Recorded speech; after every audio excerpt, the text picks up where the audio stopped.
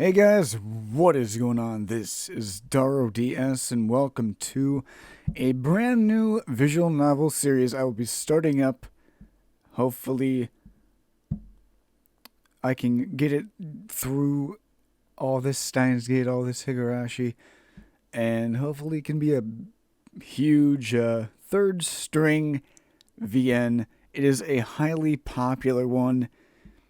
Um, if any of you have ever seen the series done by Ufotable and Type Moon, like Fate Stay Night, Tsukihime, and Kara no Kyokai, The Garden of Sinners. If any of you have seen that, then this visual novel might pique your fancy, as it has piqued mine.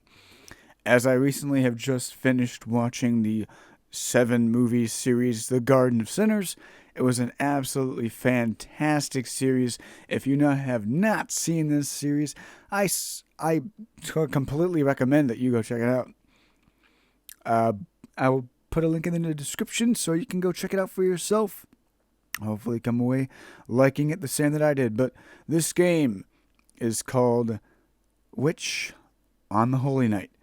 And this is basically this is about the character Aoko Aozaki, which she appears in the Tsukihime and the Kara no Kyokai realms, so to speak. She is a character, or is related to characters in both of these series.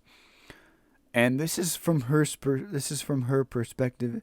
This tale takes place in the 1980s, I believe, early 80s, if I'm not mistaken. But I mean, I've heard this is the last. I believe this is the last big recent visual novel that Type Moon has put out. So I mean, Aoko is the younger sister to Toko Ozaki, which is the magus that was helping Shiki out in the Garden of Sinners series. So there's some relation there. And I mean, that's pretty much the only thing I can actually think of on the top of my head. But anyway, this VN is supposed to be really good. I can only play for the first 5 chapters. That's as much as it's been translated so far. Hopefully, within the next month, the full translation will be out. I can actually finish the game. But without further ado, this is Witch on the Holy Night. And I'm Dardius. And let's get this thing started. And oh man, I hope you guys enjoy as we begin this game right here, right now.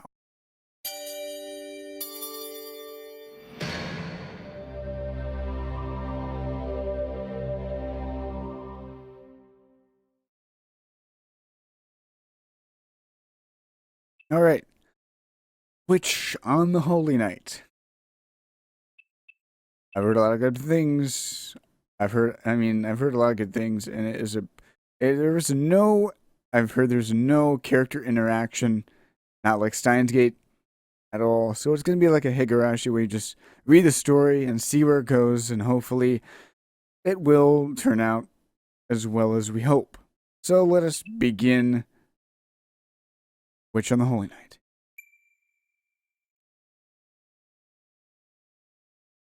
What happened to the tranquil winter morning 8 years ago would haunt her forever.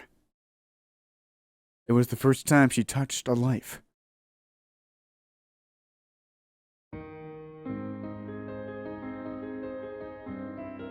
The girl's house was nestled high up on a mountainside. Around it, empty wilderness stretched far as the eye could see. She had no neighbors, no childhood friends. Even going to school or out to play was a challenge. Still, it was her home, a place of clear water and beautiful stars, of serenity tinged with a slight dissatisfaction. But that was only in the summer. Winter in the mountains was terribly cold, and the mornings were always especially harsh. Though the girl's father would drive her to the train station. The thick layer of frost in the car's windows meant the engine had to be started well in advance of when they planned to leave. "Could you go turn the key for me, daughter of mine?" Going outside to the car while her father enjoyed his morning coffee was part of the girl's daily routine. She bounded out the front door, across the garden, and opened the door of her family's vintage sedan, white breath puffing in the air. Just like always, she put the key in the ignition and turned it. And just like always, the engine rumbled to life. With that, the girl proudly finished her work she had done countless times before.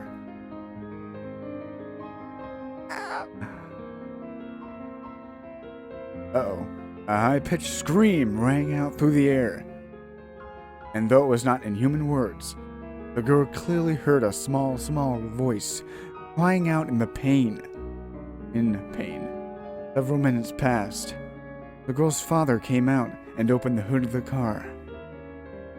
Creaking belts, a monstrous engine, and that box of twisted metal was so terribly out of place. It was a mother cat and her 2 kittens. Oh my gosh. That's so terrible. What?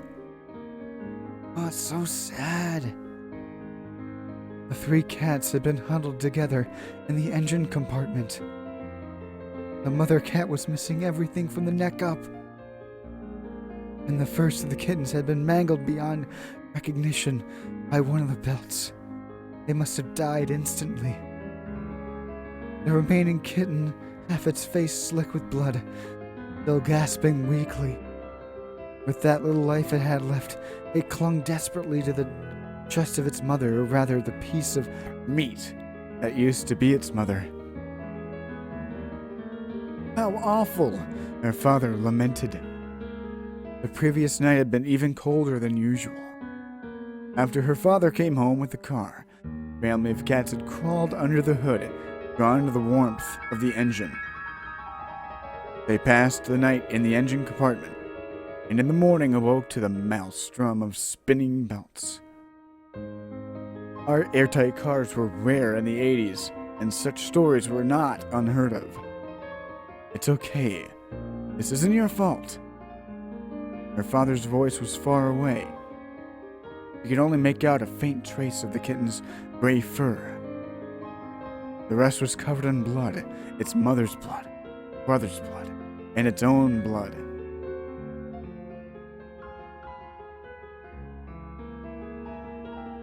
I can see its skull. It was a tiny and mottled life, but a life nonetheless. Blind and trembling, it nuzzled it further into its dead mother's chest. Wait! Scooping the kitten into her arms, she ran toward the heart of the mountains where her grandfather lived. Was she overcome with regret? Was she merely sad and confused? She was never able to figure that out. Trying her hardest to hold back tears, she burst into her grandfather's workshop. Her grandfather was a wizard that could do anything. Of course, she had never seen something like magic herself, and understood it was a fairy tale nonsense. But she also knew her grandfather was a being that defied that sort of common sense. That's why she thought if anybody could help it, it would surely be him. You speak of changing that kitten's fate? He replied indifferently. I want you to help, she pleaded earnestly. Whether it was a trivial task, or as grave as changing the world, the wizard didn't say. He simply granted her selfish wish, just like a machine.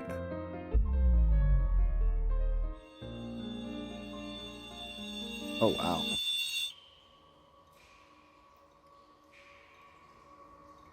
Oh, her grandfather murmured. She finally noticed what she held in her arms was a corpse. The fur already begun to cool. The warmth of life had long since vanished. And finally the tears she had fought back so hard began to spill. Regret spread through her chest like an endless gray sky.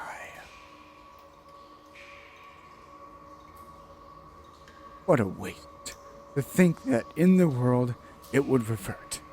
In the end, it would revert. She couldn't grasp what happened. The last 10 minutes were a blank. What she experienced, who she met, what she knew, it was all irresponsibly, just as it was before. The only sure thing was that a life once vanished would never return. Is somebody there? That day, it was nothing more than a mistake that birthed me. Somehow, it's all full of nostalgic anticipation. So ends the fairy tale of 8 years past. It is a day that will never return, no matter what kind of magic is used. And it was that day. It was the day the girls met for the very first time.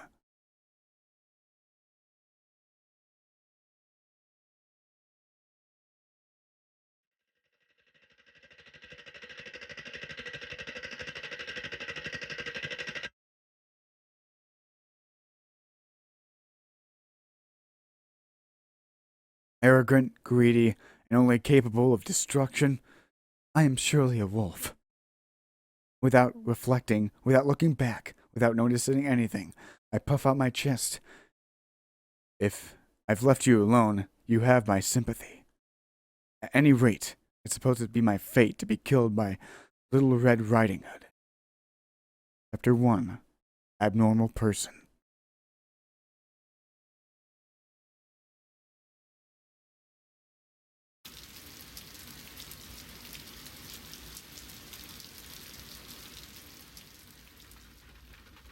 It was a quiet morning.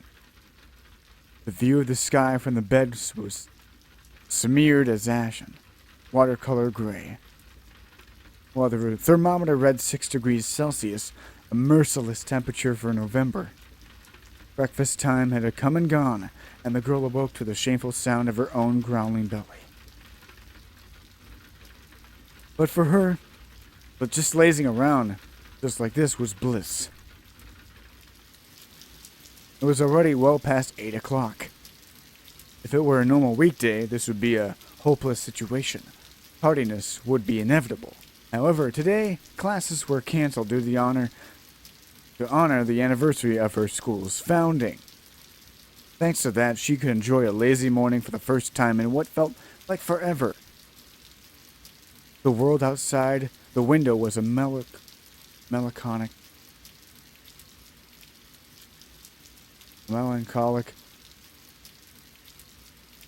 blue steel, more like evening than morning. It couldn't be called pleasant by any stretch of the imagination.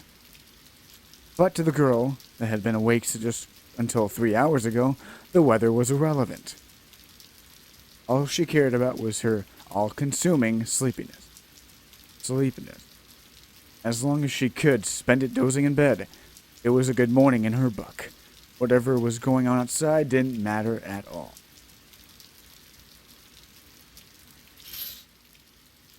She closed the curtains. And she closed her eyes and tried to will herself back to sleep. Just a few more hours of boring dreams, and then I'll wake up. Tired as she was instantly overcome. Her mind sank swiftly into oblivion. But Her tiny, insignificant wish was mercilessly rejected. Ah, dang it, the phone! Though quiet, a shrill sound lingered in her ears. It was the unmistakable ringing of a telephone. Out of sheer habit, her eyes popped open. Today of all days! The telephone receiver was installed on the first floor lobby. Getting to it meant crossing the 10-meter hallway going down a flight of stairs. To the sleep-deprived girl, the distance was somewhat between far away and across the ocean. The telephone continued in its incessant ringing. She knew it would eventually stop if she ignored it, but she didn't have it in her to do that.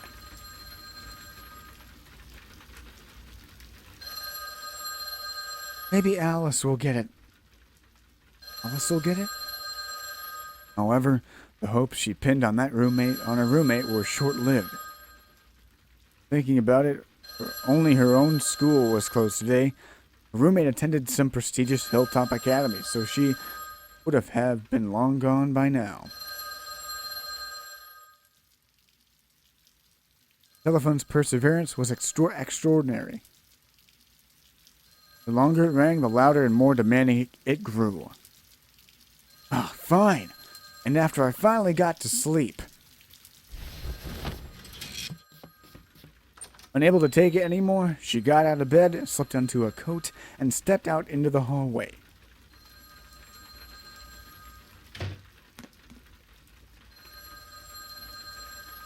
She's so cold. She rubbed her hands together to warm her stiff fingers. Despite its size, there weren't very many heaters in this mansion. As a result, the temperature in the winter was a truly fearsome adversary. That went double for the dreary, overcast days like today, where the chill outside was apparent even without the thermometer. But the mansion was built on a mountainside surrounded by deep forests, so winter came sooner than in the city. The mechanical ringing echoed throughout the long hallway. All the furniture here was impeccably maintained without even a trace of use, exuding a sense of loneliness rather than splendor. Together with the gloomy morning, it almost felt haunted. Well, it really is a haunted house, though. Honestly, this place is way too big for just two people. By now, the telephone must have rung over 30 times. Either the person on the other end had nothing better to do, or they already knew that she was home before they called. She had already a sinking feeling it was the latter. The windows above were drenched in melancholy hues. She sped up her pace, eager to stop the incessant clamor. Though her instincts screamed that her happy morning would go up in smoke at the second she did. At any rate, this is the start of our tale. Please excuse the lack of romance and adventure. It's simply a matter of statistics or popular opinion. Beginnings are almost always like this, or some ordinary and capricious event. Things are placidly set into motion.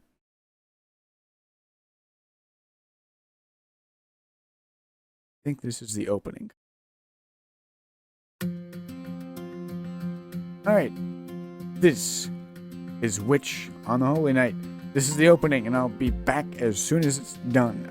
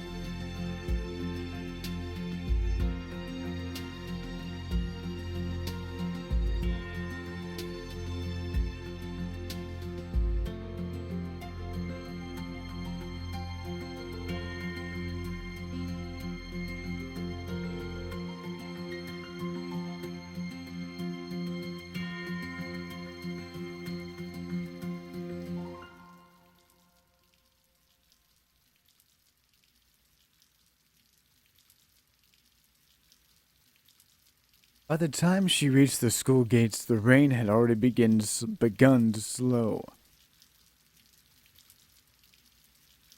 There was even rays of sunlight breaking through the clouds off in the distance. From the looks of things, it would clear up completely by the afternoon.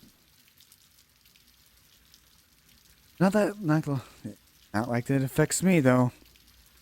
Unlike the brightening of her sky, her luck was miserable. On top of being dragged out of the house at this ungodly hour, she had to walk here all the way here in the rain. This so-called business couldn't be anything good. Nursing a growing headache, she passed through the main gate and headed toward the school building.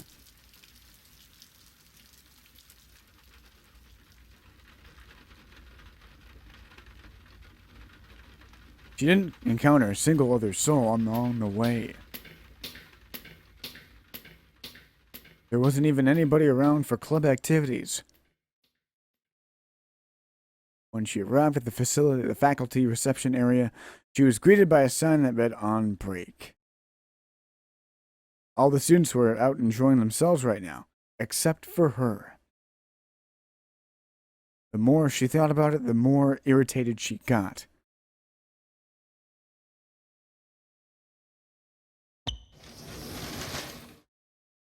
She opened the door to the faculty room and stepped inside. Her teacher was seated at his desk. Though plain, his shirt and suit were neatly pressed. Though calm, his thin-frame glasses were warned not to underestimate him. All in all, he was a mild-looking man in his mid-20s. The cigarette he was smoking didn't suit him at all. Apparently, he still hadn't noticed her. Mr. Yamashiro? Slammed the door behind her. Mr. Yamashiro looked up totally unfazed. Ah, Miss Ozaki, good morning. So they were able to get a hold of you then.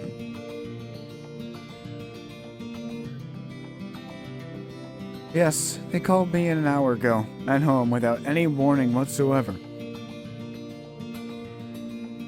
A graduate of this high school himself, Mr. Yamashiro wasn't that much older than the students. That's probably why he was considerably more popular than the other teachers. Between his ability to keep a conversation going and an easy manner of speaking, he seemed more like a friend than a teacher. Unfortunately for the girl, the foreign was totally immune to his charms.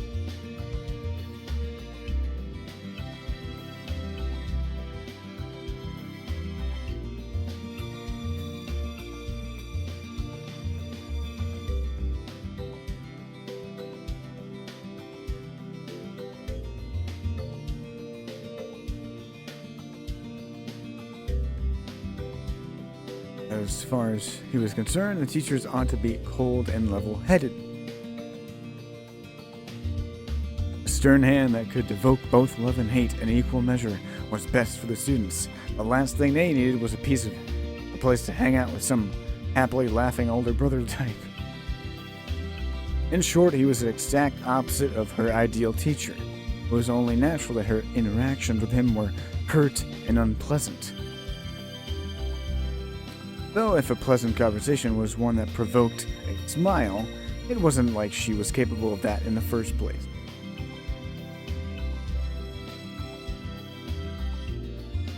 I see you're in a sour mood again today. I'm sure it's just your imagination. It's not like today is special or anything. He answered flatly, well aware of what kind of face she was making.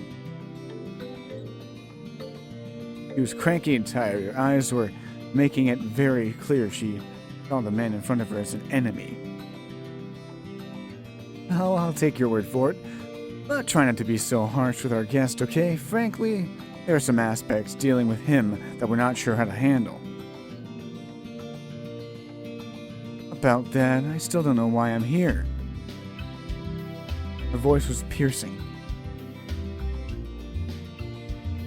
Mr. Yamashiro was taken aback. Slowly, put out his cigarette.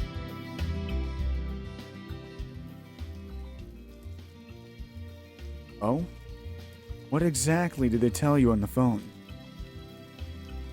Only that I'm supposed to greet a transfer student. They didn't give me any details. He raised his eyebrows in admiration of her terse response. He wasn't angry because he got called into the school on a holiday, but because of the phone call had been so vague about why. A weary smile crept across his face. What a ridiculously straight-laced girl. If this is all some kind of bad joke, can I go now? Sorry. But it's no joke. We'd like you to lend us your skills for a bit. Then there really is a problem with the transfer student? That's right, though it's more of a difficulty than a problem. Shoichirou is kind of on a different wavelength, so to speak. That's why we thought it would be better if somebody his own age would show him around instead of someone from the faculty. Suspicion was written on her face. Pushing off a teacher's duties to a student was irresponsible, but more than that, what did he mean by a different wavelength? She could understand if he had said there was a problem with his behavior, or if he was hard to handle. But a different wavelength? It's not something you hear every day, that's for sure. In the end, she decided to let it go. She was still worried about this and that, but it wasn't like there was anything that she could do about it. The conversation was spiraling out of control.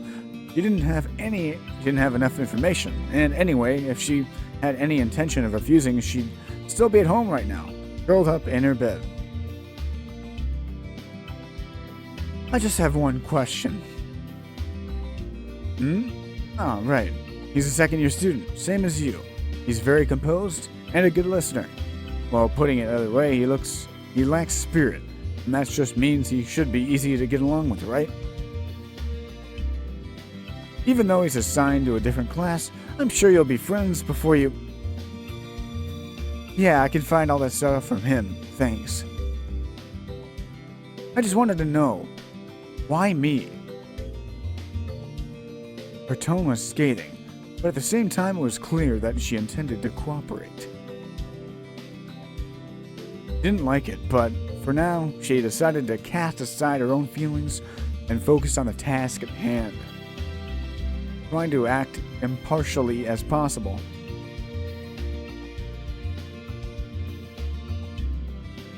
Despite her extraordinary self-centered attitude was her strong point. Though it was a little perverse, the teachers trusted that strength of will. Well, from time to time her strength exceeded expectations, in which case there was no choice but to treat it as an act of God and give up. That was the countermeasure that Mr. Yamashiro had come up with over the past year as her teacher. I'm only going to ask one more time, Mr. Yamashiro. Why did it have to be me? Pressed by the question without a simple yes or no answer, he responded. Right, that.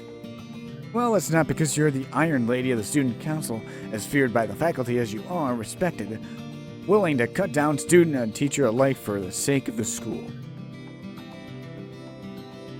What other reason could there be? She stared at the student council advisor in disbelief. Forcefulness beyond her years, the charm of the 17-year-old girl.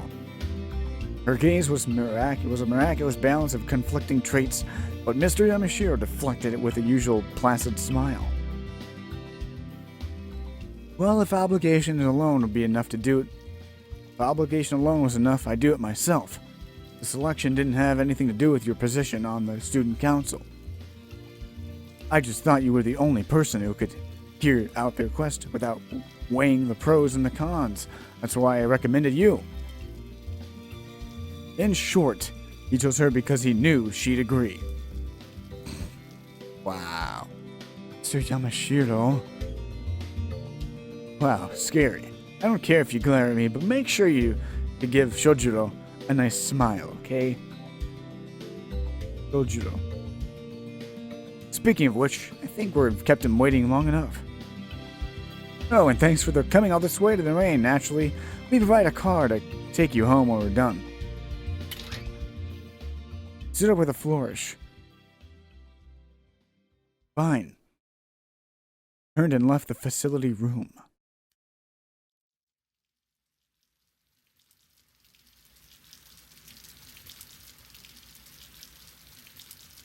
He'd been waiting for an hour now. At some point, the rain outside pattered into the drizzle. He absentmindedly listened to the pattering of the window.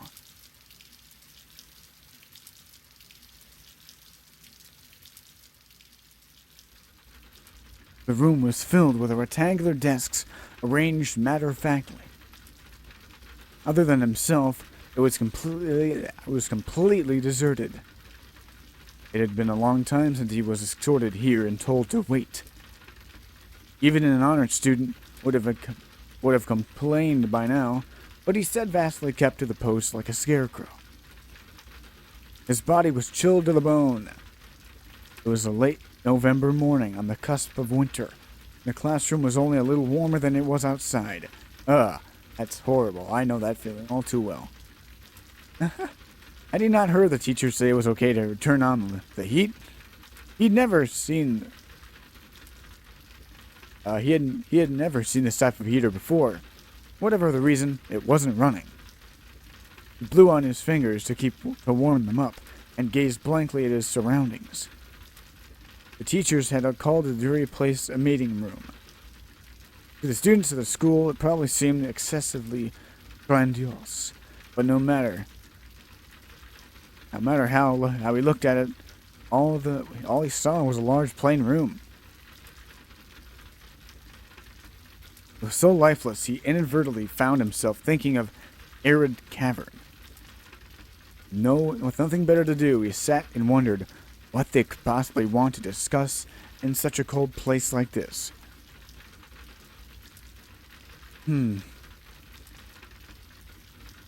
Try as he might, he couldn't come up with anything. So he went back to the absentmindedly listening to the rain. It only vaguely resembled the rain in the mountains. But the sound and smell were stiff and hard. At its core, it was the same. Even in a strange world like this, there was things in common with the mountains. Somehow, such a trifling thing made him a little happy.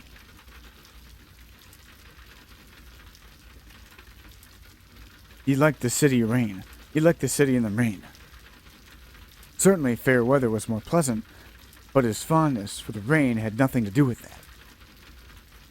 When the city was drenched in rain, the smell of the earth was stronger, and he was reminded of home. At that time, the uneasiness had plagued him ever since he left the mountains lightened, if only for a moment. That said, he soon let out a despondent sigh. He really was pathetic.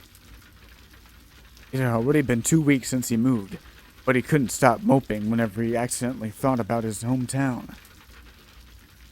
Chiding himself for disrespecting his new life, he decided to give it his all, and patiently continue waiting. He turned his attention back to the rain. For him, this was nothing. He took a deep breath and banished all the negative thoughts from his mind. As the saying goes, good things come to those who wait. Whatever the other talents he may have had, his tenacity was mind-boggling. Right now, that was this boy's strong point.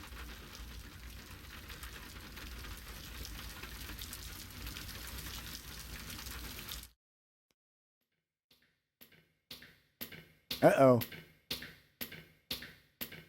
The girl, on the other hand, was furious. She had been filled in on the transfer student's profile on the way to the meeting room. He had been born in the mountains, only arrived in the city recently.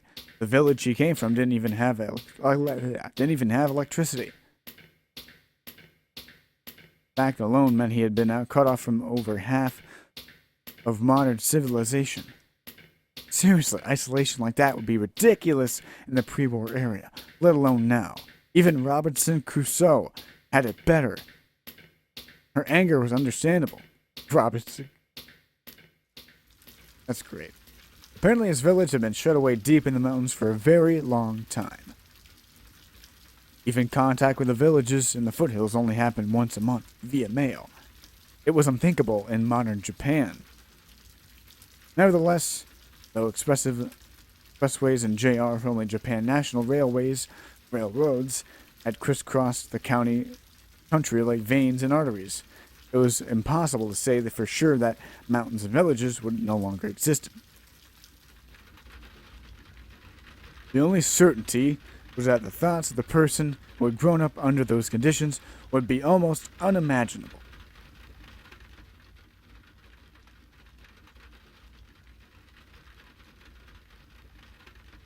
So, when you said there was no electricity, did you mean in general? They must have had at least a village telephone, right?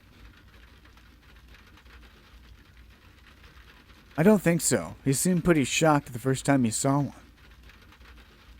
He actually looked at me in the eyes and told me how useful they must be with a perfectly straight face. He was so serious that I ended up agreeing with him. She shot up a sidelong glare at her laughing teacher. Apparently the naive country boy had put him in a good mood. I suppose they wouldn't have had any police either. My parents' house is in the mountains, so I wouldn't say the place with no electricity is totally inconceivable. But does he even know what a school is? Nope. Well, he's heard of them, of course, but today is the first time he's ever seen one. I wonder if it's making him nervous. He wasn't very talkative. Or wait, maybe he's feral, like one of those children raised by wolves. We're going to be famous. What is he talking about? You're being scary. Oh, this is her. You're being scary again, Aoko. It was a joke. A joke. Please don't scowl. Oh, it was him. Yeah, please don't scowl at me like that. Don't worry, I got the feeling you're talking to him like he's a very well behaved. Now, how shall I put it? He's like a meek little animal that doesn't speak our language. Mr. Yamashiro, that metaphor really isn't helping. She snapped at him while trying to stimulate life without electricity in her head. Her sullen expression grew even darker. No matter how she tried, she couldn't wrap her mind around it. She couldn't understand why the teachers had thrown up their hands and given up. Honestly, she wanted to give up and go back to her warm bed too. The only thing stopping her was her worthless pride. Not only did the teachers have confidence in her, but she had decided that she could handle it herself. Whatsoever the situation, you couldn't throw that away that easily. She walked down the cold hallway, the sound of rain at her back. The meeting room was already in sight. Wrinkling her brow, she brushed back her long hair and prepared to meet the unknown stranger within. Her elegant stride was like a battle charge. Aoko? I have the utmost faith in you, of course. Just to make sure, you remember you're supposed to be nice, right? Try to smile, if you can. I'm not really good at faint smiles, but sure, I'll try. Oh, I see. That's good. Actually, it's great. So even if you have something you're not good at, even you have something you're not good at, smiling. Finally, they arrived at the meeting room. Mr. Yamashiro slumped his shoulders. Then, silently urging her to behave, he put his hand on the door. He didn't seem to realize that the way he was treating her was only making things worse. Get it, don't look very friendly, but a smile isn't something I can just force. If you wanted someone like that, you should have asked Tobi Maru. Sighed and she sighed at her own unsociability. But thinking about it, it was like getting called into school on a holiday while sleep deprived is something to smile about. It's not. Besides, the person responsible for all this would be better off starting from kindergarten, not high school. Even if it wasn't really her fault. Even if he wasn't really at fault, it wasn't her obligation or duty toward the teacher's work for them. At the very least, they could have been a little more considerate and asked her to do this on a normal weekday. It was a perfectly reasonable complaint. No, he's an enemy. He's definitely an enemy. To hell with extenuating circumstances. Sucks for him, but he picked the absolute worst time. The splitting headache from her sleep deprivation was making her hostile. The person on the other side of the door might be perfectly harmless, but as far as she was concerned, everybody standing between her and her bed was an enemy. Just as her irritation reached its peak, Mr. Yamashiro opened the door to the meeting room. Slowly the room slid into view. Disregarding the atmosphere, she stormed straight in. And she came face to face with the stranger inside. And that is going to do it for episode 1 of Witch on the Holy Night. This is Dardius, and we'll see what Aoko does.